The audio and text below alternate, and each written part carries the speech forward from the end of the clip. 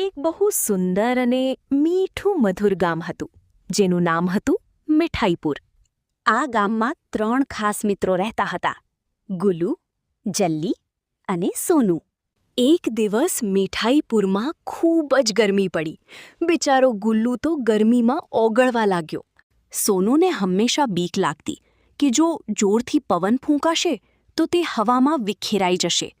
હજુ તો તે વાત કરતો હતો ત્યાં જ આકાશમાં કાળા અને વિચિત્ર વાદળો છવાઈ ગયા. જલ્લી બોલ્યો, "અરે, આ તો ખાટા લીંબુના વાદળો છે. જો આ વાદળોમાંથી ખાટું પાણી આપણા ગામ પર પડશે તો આપણી બધી મીઠાશ જતી રહેશે અને આખું ગામ ચિંતામાં પડી ગયું." ત્યારે નાનકડા સોનુએ હિંમત કરી. તેણે એક પાપડ પર બનેલો નકશો કાઢ્યો અને કહ્યું, "મિત્રો, ગભરાશો નહીં.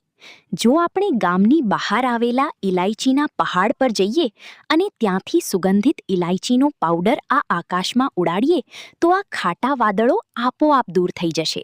પણ પહાડ તો ઘણો દૂર હતો. જલ્લીએ કહ્યું, "પણ આપણે આટલી જલ્દી ત્યાં પહોંચશું કેવી રીતે?" ગુલુએ કહ્યું, "તમે ચિંતા ના કરો.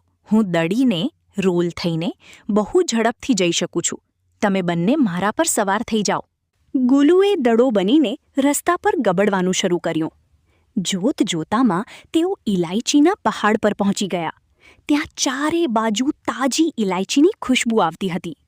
ત્રણેય મિત્રોએ ભેગા મળીને એક મોટું પાન લીધું અને પહાડ પર રહેલો ઇલાયચીનો પાવડર જોરથી આકાશ તરફ ઉડાડ્યો. જેવો ઇલાયચીનો પાવડર હવામાં ફેલાયો, આખું આકાશ સુગંધિત થઈ ગયું. સૂરજદાદા ફરીથી ખીલી ઉઠ્યા અને મીઠાઈપુર બચી ગયું. ગામના લોકોએ ત્રણેય મિત્રોનું જોરદાર સ્વાગત કર્યું. એ રાત્રે આખું ગામ ચાસણીની નદીમાં મસ્તીથી નાહ્યું અને મોજ કરી.